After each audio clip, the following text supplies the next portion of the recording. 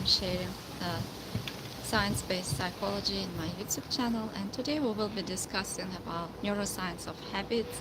What are some mistakes that people make when they are trying to learn new habits, and what you can do about it, and also neuroscience about what's happening in your brain when you are trying to learn a new habit, and what you can do to understand yourself better and to help you to develop new habits and to turn them into your life. And most habit advice is based on intuition, not science. And most people think that habit failure is a motivation problem or an identity problem. However, according to recent research, it was found that it's a willpower problem, and research consistently shows that it's a design problem. So if you are able to design your environment and condition it accordingly, you will be more likely to follow through with the habits that you want to form. And before we start to talk about habits, if this webinar was useful for you, what you would like to walk out from here with? Would you like to be more disciplined, productive, or what kind of change you would like to see in your identity? Would you like to stay calmer, less stressed when you are trying to learn a habit? And which version of you would like to see? And if this conversation, if this webinar was useful and beneficial for you, what kind of internal change and transformation you would like to achieve? And if this webinar was helpful for you, what would you begin to feel different inside, not just in your routines, but in how you experience yourself or others or challenges, and what kind of relationship you would like to have with yourself and to build with yourself or with the world around you. And when your habits become more aligned, what would that say about you as a person? Which version of you would like to see? Is it more patient version of you, more resilient version of you? So write down what kind of change you would like to see, because the following questions will be linked to this, to your best hopes, what you want to achieve, and it will be easier for you to construct your plan or to design a goal for yourself while you will be linking it to these best hopes. And for instance, if maybe when you are experiencing challenges with sticking to the plan or developing new habits, oftentimes I notice that people see themselves as lazy, inconsistent, always starting over. So how you would like to experience yourself and describe yourself instead? Suppose if 6 months from now your habits felt natural and sustained, what would you notice about yourself emotionally and psychologically? Which version of you would be there? What would you begin believing about yourself that's different, that is difficult to believe right now maybe? And if this process goes well, what inner shift are you most hoping? Is it a confidence? Is it more peace, more self-belief, self-trust? What would tell you that you are becoming the version of yourself you want to become? And which qualities do you already have that you can use, and even in small amount, that these habits could strengthen? And when have you already briefly been the person you want to become? Where else did you have seen this patient, resilient, strong version of you, or any version of you that you want to be? And if your future self could watch how you responded to difficult days or these habit formation challenges, what would make them to feel proud that you can do right now? So how habits form? According to Anne Graybill's MIT research, when a behavior becomes habitual, it shifts from the prefrontal cortex to basal ganglia, and it stops requiring conscious thought. And this is called chunking. The brain packages a sequence of actions into a single automatic unit. So what does it mean? At this stage, you stop thinking about the habit, and it becomes automatic, so you don't have to think about it, and you can easily turn it into your daily life, into your daily plan. And according to Charles Dark's synthesis, the sequence that follows uh, the healthy habit formation habit loop is starting with the cue, and then it turns into routine, and as a result there is a reward scene. And for a long habit to form, all these three elements should be present, and the reward should be felt, not just known intellectually.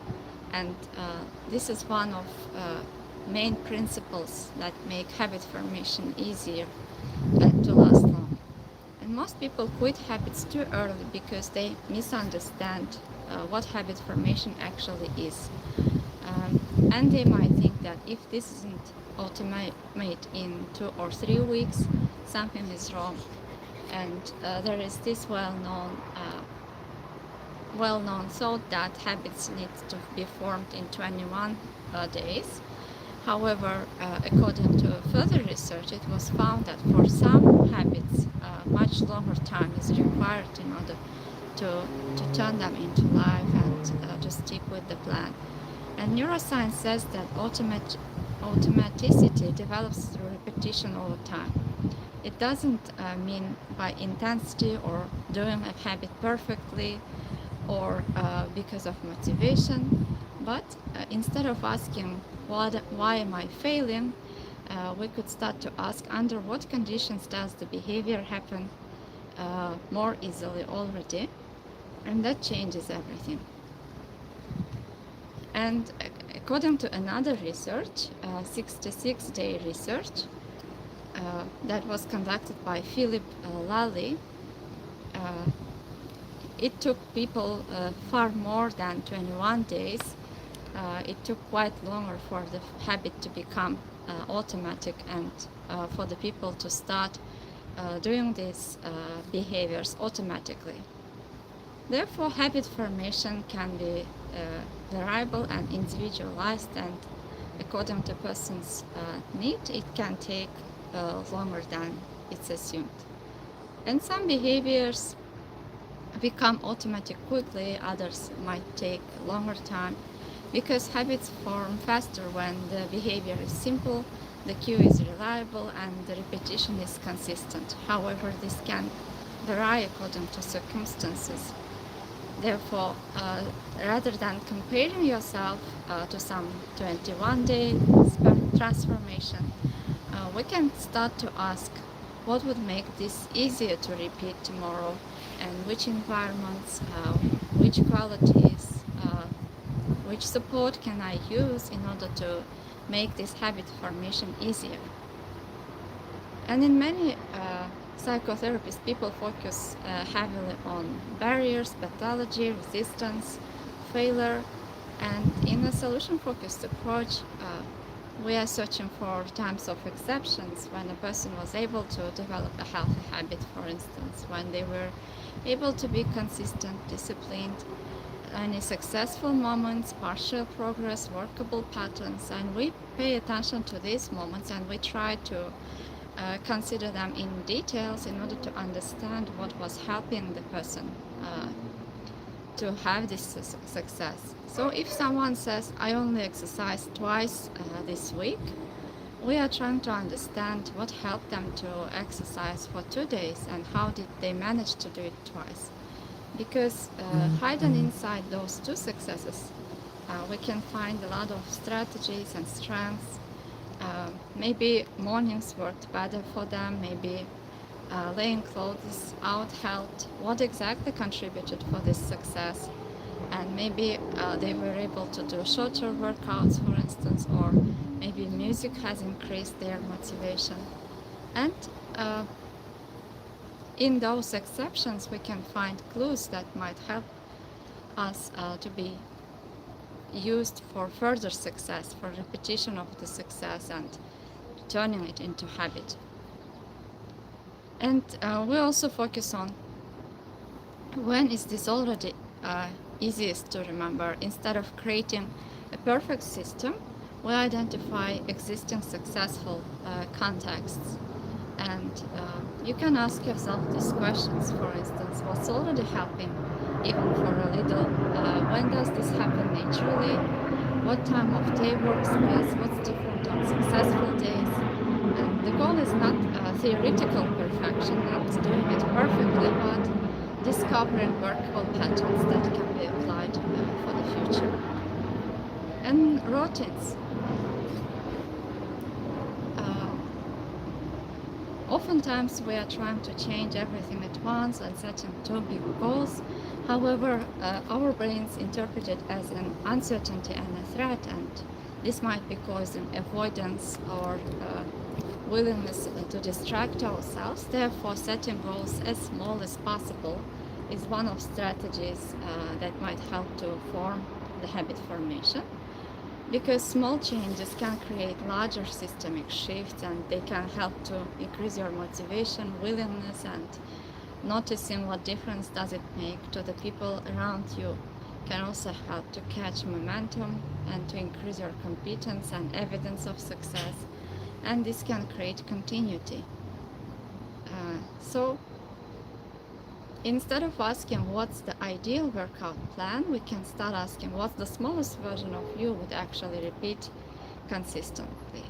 For instance, if you set a goal to exercise 90 minutes every day, you can do it for 1 or 2 days, but after that there would be emotional difficulties or physical difficulties, and in the long run it might make you to stop, to procrastinate, and then the shame and uncomfortable feelings will arise.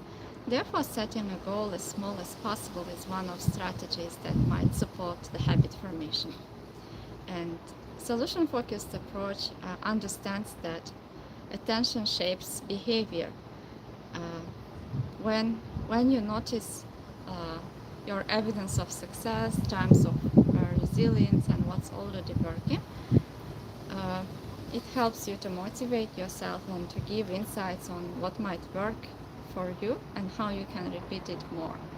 And however, most people decide to focus on failures or minimize their success and obsess over inconsistency or ignore the progress, and the brain receives weak reinforcement.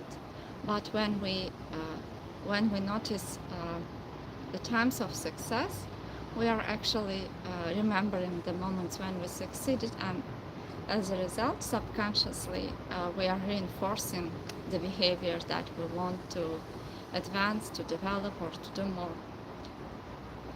So, for instance, if you said that you walked even though you were tired, how did you make that happen? What helped you to walk even when you were tired?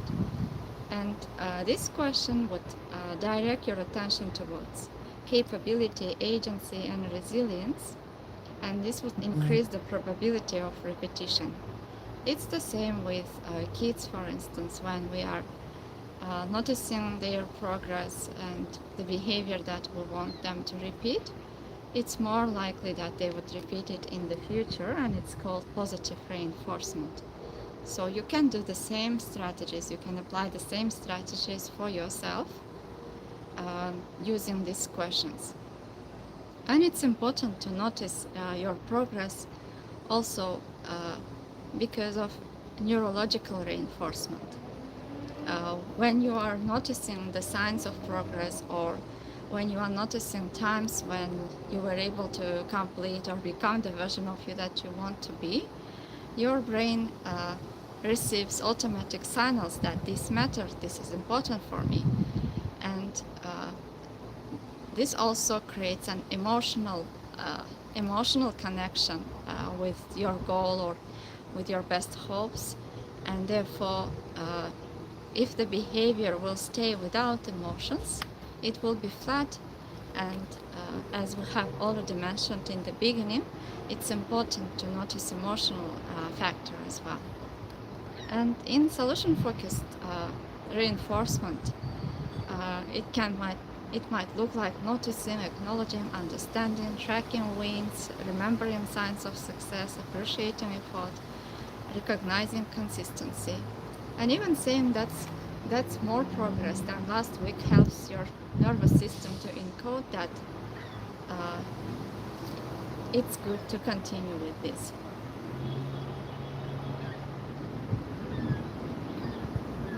And in solution-focused approach, it's important to notice even slightest moments of success, and it helps us to realize that the change is not linear. There are moments when we are doing less, there are moments when we are doing more, and instead of focusing on doing the habit perfectly, noticing times that work can help to increase the habit formation and to make it more likely to do it again. And asking yourself, for instance, at the end of the day, each day or the week, what helped me to succeed? Did anything improve even slightly? What contributed to it? And how can I use this wisdom and these strategies to increase my success or to make it more likely? This helps to reduce shame and uncomfortable feelings or anxiety about your performance, and also to decrease behavioral persistence.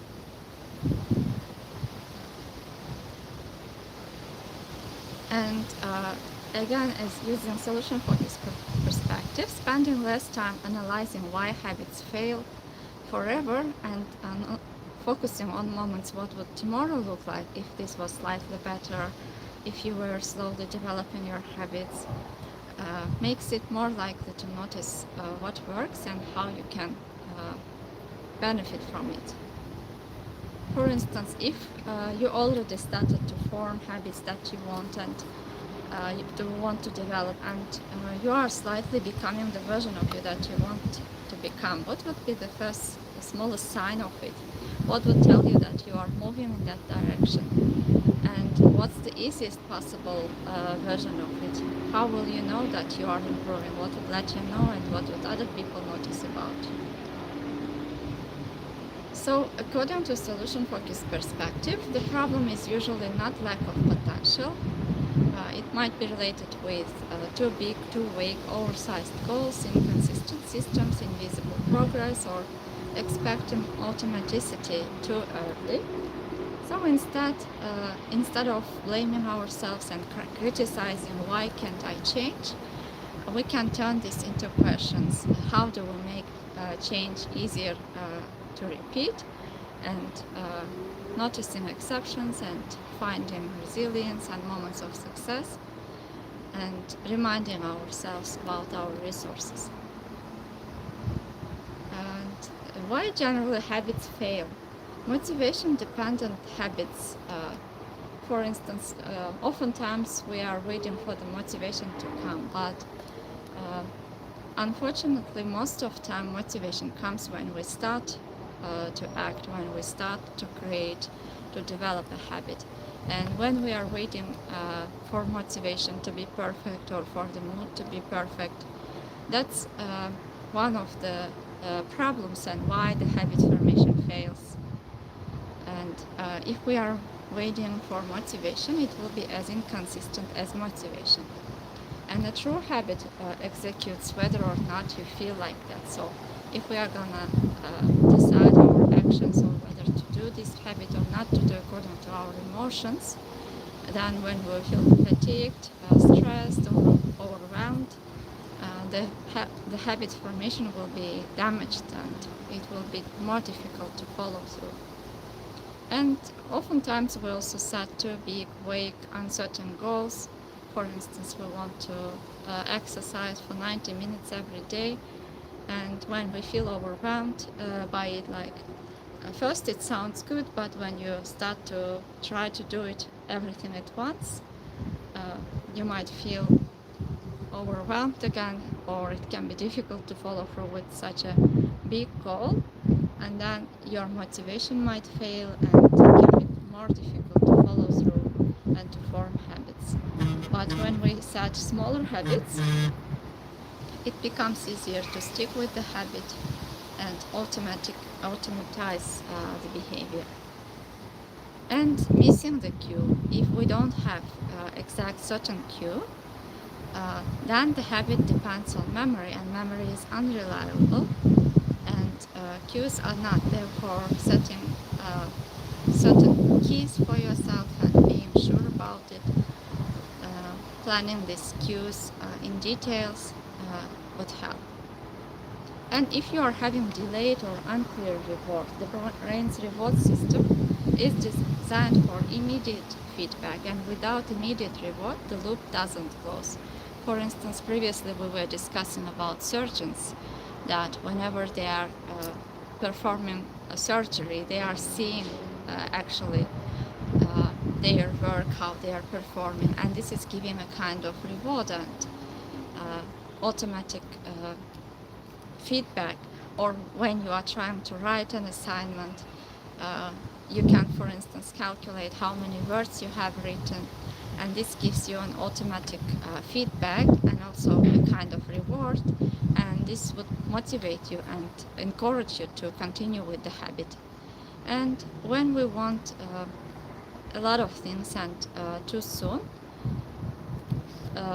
we might overestimate how much behavior we can create, change that can sustain.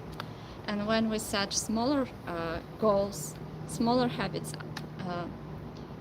can be done and performed in the longer run and with more success. And if we consider this habit formation from ACT perspective, we are also focusing, not forcing motivation, but we are focusing on values and meaning that we want to have from this habit.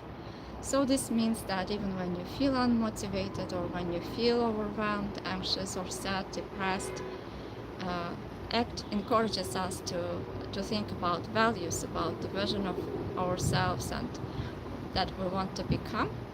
And there is a choice point whenever, for instance, we face with resistance or obstacles or challenges, uncomfortable feelings or thoughts, we are choosing, we can find out what's important for us, what creates meaning for us, and we can decide to take steps towards committed action, and in this case, for instance, towards the habits that you want to develop, thinking about the person whom you want to become, and taking small steps even during times when you feel emotionally challenged, when there are uncomfortable feelings, challenges, stress, external experiences, and times of difficulties or uncomfortable thoughts.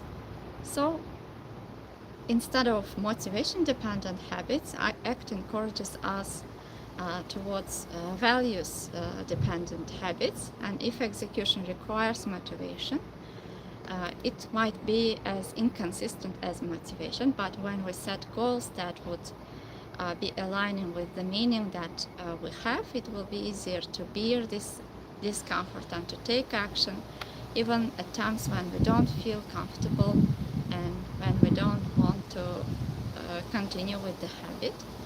And motivation also might be fluctuating because of internal experiences. It can vary according to your energy levels, emotions, inspiration, confidence, urgency, hope. And ACT treats these as temporary private events, not reliable leadership systems. And many people accidentally create this rule: I do the habit when I feel ready, but feelings are variable, state dependent, affected by sleep, stress, mood, and often unrelated to values. So behavior becomes emotionally controlled instead of values directed. And ACT encourages us to take action according to the meaning that we want to have in our lives and to identities that we want to form. So instead of asking yourself, do I feel motivated when we are trying to develop a habit, we might start asking, am I willing to take the smallest step, action in service of what matters? And this shift, that shift is important and innermost, because if a person is taking decisions and taking action according to this goal and to their values, they stop waiting for certainty, energy, confidence, perfect mood, or inspiration, and they start to practice willingness instead. However, of course, there are also challenges with it, because it's difficult to maintain self-awareness all the time. Therefore, psychotherapy, mindfulness, meditation, journaling can help to become aware of your thoughts and feelings and to understand them better and to step back and realize what's ruling you, what's causing you to certain behavior, and uh, what are you taking as initial point and what are you choosing during your choice point. So also, as we have also already mentioned, it's important to choose behaviors and actions that are as small as possible. And for instance, choosing actions so small that they can survive low mood, anxiety, fatigue, resistance, boredom, and this would help you to stay more consistent. And as we have already discussed, over time, when you are able to do certain things, even the slightest things for prolonged time, it would make it easier for you to automate the behavior. And once it is automated, you start to do it subconsciously without even thinking. For instance, this might include some push-ups after waking up, opening the document and writing for 10 minutes, meditating for 10 minutes, reading one paragraph, putting on running shoes only. And oftentimes you would notice that if you are able to do certain behavior for 2 minutes, the urge to procrastinate disappears and it makes it easier for you to continue with the task. And you are teaching your nervous system that this is something you can do, and this helps to increase your confidence, this helps to motivate yourself, to create self-belief, and it makes it more likely for you to follow up and to continue with the habit. And also noticing the thoughts that you have about forming the habit, starting the habit, trying to add new habits. For instance, when you think about a habit that you wanted to try to develop or to include in your life recently, what thoughts you have at this point? Which feelings arise when you are thinking or trying to do it? Maybe you have some thoughts that I'm not in the mood, I'm tired, I'll do it later, this won't matter, I need more energy first. So noticing these thoughts can help to create distance with the thoughts and to realize that this is just thought. But otherwise, if it's in your head, this thought might start to rule you and to control you, and you wouldn't even notice it. So when you become aware of these thoughts, you can ask yourself, is this thought helping me to approach my goal and to become the version of me that I want to be? Or is it pulling me away from the person whom I want to become? And instead of obeying the thoughts automatically, ACT approach helps to notice these thoughts and to choose your actions and behavior according to the person whom you want to become.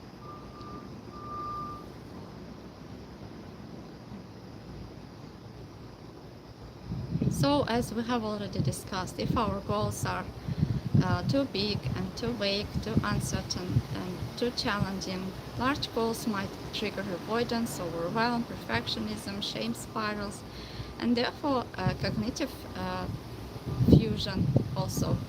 For instance, you might start to think, if I can't do it perfectly, why to try? Or you might subconsciously accept it as a threat to your identity, even not being aware of it. Therefore, setting goals, smaller goals, and the goals that you can achieve, habits that you can try every day, might be more helpful. An ideal starting habit might feel almost laughably easy, emotionally safe, difficult to fail, because automaticity forms through repetition, not intensity. You don't have to do very challenging things, or you don't have to do very hard things, or that require a lot of your time or energy in order for the habit to automate and become at a subconscious level when you start to do it automatically. Therefore, you can make use of this information and start your tasks or habits very small, and after it is automated, then you can slowly, gradually increase the intensity or to bring it to that level that you want to bring, and this would look more realistic. because small repetition would help you to reduce threat perception, internal negotiation, and emotional friction. So it can also be useful to try to create two versions of your habit. The first one, the minimum version, for instance, going for a workout and walking for 15 minutes, and the bonus version, walking for, let's say, 40 minutes. And when you are able to do the minimum, for instance, walk for 15 minutes, this would mean that you have completed the set task or the goal, and this would give you the same sense of reward and self-belief. And if you keep it at minimum, even if you cannot complete the bonus version, you would still feel the reward, and there would be emotional connection and self-belief, confidence would increase. And this would also prevent all or nothing thinking, shame collapse, identity rupture, and you will be able to maintain behavioral continuity even on challenging days, difficult days. And that matters more than intensity. So we were also talking about a cue, a reliable cue. The habit depends, because if you will make your habit dependent on memory, you might forget, and memory is weak because attention is limited, and we might forget things when we get stressed or emotionally overwhelmed. Therefore, habits become automatic through context linkage. For instance, you can set plans for yourself. If when X happens, we can do Y. And without a cue, behavior requires remembering. Remembering requires cognitive effort, and there is more decision fatigue. It requires more of your energy, more of your efforts, and cognitive effort collapses under stress fatigue. Therefore, making such a plan that would not shake even when you will be emotionally overwhelmed, and you will not, even when you will feel tired or fatigued, would make the formation of the habit and making it automation of the habit more likely to happen. For instance, you can anchor the habit and attach the habit that you already have next to the habit that you want to develop. For instance, if you want to learn and to add a meditation to your life, you can match it with the habit that you already have. Let's say if you are brushing your teeth every day, attach meditation next to it, and this will help you to decrease decision fatigue. And since your nervous system already knows the previous habit, it would help you to decrease emotional overwhelm and make it more likely for this habit to be more sustainable. And also you will be preventing yourself from forgetting doing the habit.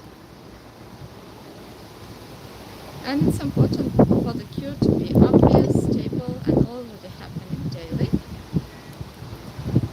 And many people think that if I need cues, I'm weak. However, humans are contextual creatures, and behavior is environment sensitive. Therefore, smart systems be it willpower.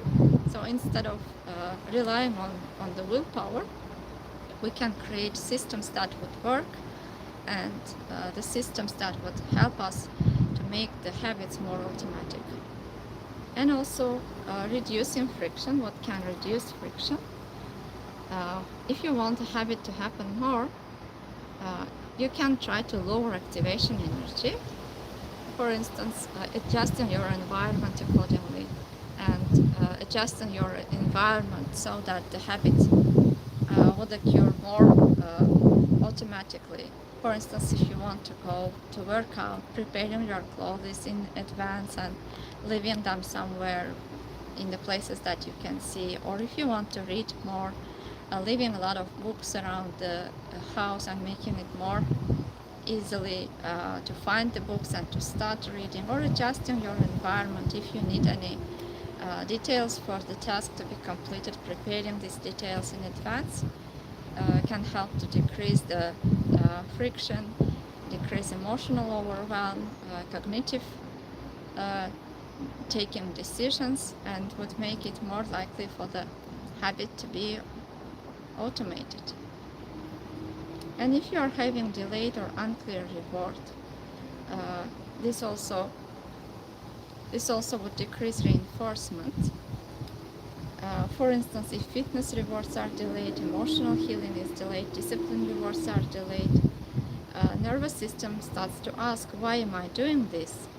And somewhere in the subconscious, especially when discomfort is immediate, therefore tightening your habit towards the meaning, or the meaning and the value, something important for you, would make it more likely for the habit to be developed and to be used consistently. For instance, also asking why this task matters, why this habit matters, what I will get as a result of it, why is it important, and which version would I see, which version of me would I see there, what identity transformation would I have, would make it more likely for you to continue with the habit.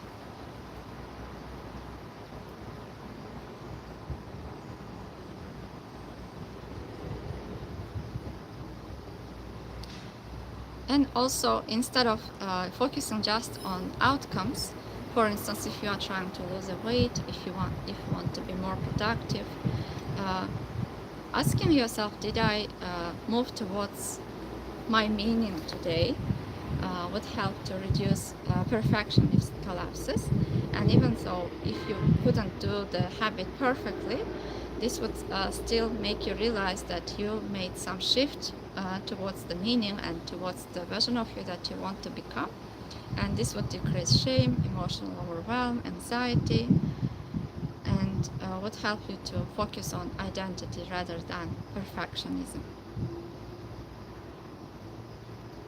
In asking yourself why this task matters for you deeply, what action is small enough to repeat consistently, finding reliable cues, when exactly does it happen, what I need to prepare, how can I adjust my environment for this to happen more often, and asking why you are doing this, why is it important for you, and can you allow discomfort without obeying it, and also reinforcement. It can be in the form of values, meaning, and whatever is important for you. So using these factors can help you to develop habits easier and make them more likely to stick to your routines and to automate them and make them automatized. So regarding the values-centered goals, for instance, instead of setting goals, I want to be healthier, you can think about your values and set a goal for yourself that you want to be energetic, vital, you want to have more self-trust, and what difference would it make for you if you were able to do this? Which version of you would be there? Who would you be becoming? And then choosing the tiniest habit that you can develop in order to go into that direction towards that version of you, and setting a time for it and sticking it with another habit that you already have, for instance, setting cues and asking yourself for willingness, why is this important for you, and reinforcing. Noticing maybe moments when you were able to succeed and what difference did it make for you. And this would create low resistance, high repeatability, psychological flexibility, identity consistency, and it will make easier for you to stick with the habit and to create habits. So what science says about what works? According to B.G. Fogg, make the habits so small, almost absurd, and anchoring it to existing behavior, celebrating immediately, and then these strategies help to make it easier. According to habit stacking by James Clear, setting plans for yourself, for instance, designing the time and what you need, and setting detailed plans, for instance, when you do A, then you will do B, and this existing habit becomes the cue, so it becomes strong neural pathway that pulls the new habit along. And designing your environment, according to Wendy Wood's research, habits are highly context dependent, and making the desired behavior the path of least resistance, putting the book on your pillow, for instance, putting vitamins next to the coffee, reducing frictions to zero. This can be some strategies you can use if you want to develop habits easier. And today rule. According to recent research, if you have missed sticking with the habit for 2 days, it makes it even more challenging to continue with it. That's why being careful and trying not to miss any days and not to stop behavior for 2 days is important. And there are certain tools that we can use. Writing, for instance, writing the habit result, planning and writing down after, like when exactly you are going to do it. For instance, after I anchor behavior, you will do a tiny habit, and then you will celebrate. And this kind of plans would make it for you more easier to follow with the habit. And anchoring must be something you already do reliably. Behavior must take under 60 seconds, and celebration must be genuine and linked to something that's meaningful and important for you. And checking environment, walking through environment and asking what would make the behavior default, what friction exists and how can I eliminate it, and what friction can I add to behaviors I want to reduce. Answering these questions and planning accordingly might help. And habit scorecard for 1 week, tracking every habit attempt and asking yourself, did it happen? What was the cue? What was the report? And what was the visibility? What challenges you had, and how you can decrease these challenges, and what you can do in order to help yourself to form the habit. And journaling can be another strategy to make your habits work. And connecting each habit to an identity statement. Not I'm trying to exercise more, but telling, for instance, I'm someone who moves their body daily, and each habit execution is a vote for the identity, would make you more willing towards discomfort and increase your motivation to keep going. An identity bridge is not about convincing yourself you already are something. It's about shaping behavior through repeated contact with valued processes. In ACT, for instance, and other process-based approaches, identity is not treated as a fixed trait. For instance, as I said, when you are trying to develop such a habit, maybe you have some thoughts that I'm a failure, I can't follow through, I cannot continue with habits, but identity is not flexible. It's something that's constantly changing and evolving and developing, and it's context shaped, it's continuously updated through action. Therefore, noticing these rigid beliefs about yourself, thoughts about yourself, can help to create more psychological flexibility and freedom for your actions. So instead of asking who am I inherently, we could start asking what patterns am I repeatedly enacting that are helping me to stick with the behavior to become the person I want to be. And behavior doesn't merely express identity, behavior also builds identity. So we consider from this lens, every repeated action teaches the nervous system about what matters, what's safe, what's possible, and who am I becoming. And over time, the brain extracts patterns from repeated behavior. And if someone repeatedly writes, exercises, speaks, practices, and rests when needed, and returns after experiencing setbacks and challenges, the nervous system starts constructing, this is the kind of person I want to be, that I'm becoming, not because of affirmation, because of enacted evidence and repeated behavior. And many people are fused with their old identity stories, such as I'm lazy, I never follow through, I'm weak, I'm inconsistent, I always quit.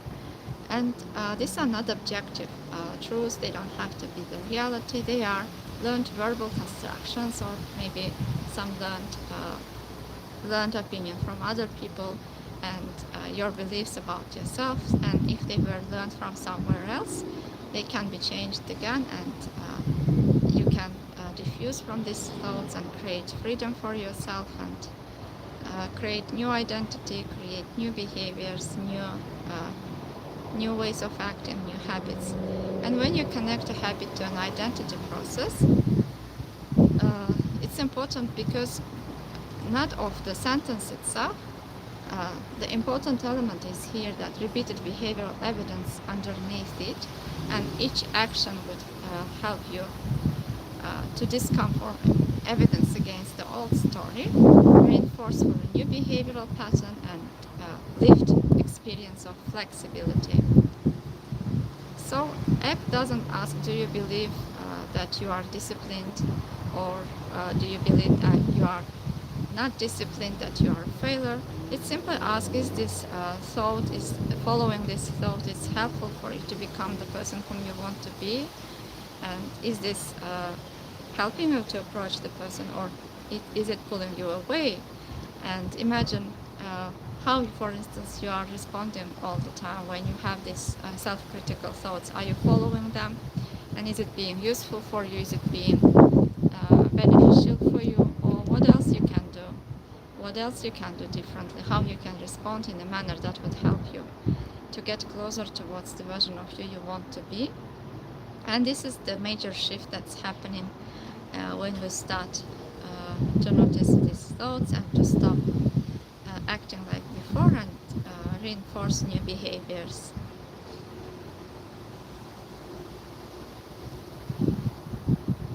I hope this session was helpful for you. If you have any questions, or if you will try to use these strategies, and if you will experience any challenges, please welcome to share your challenges, your questions. I would be glad to answer to them in the next sessions. And see you in the next videos again. Take good care of yourself.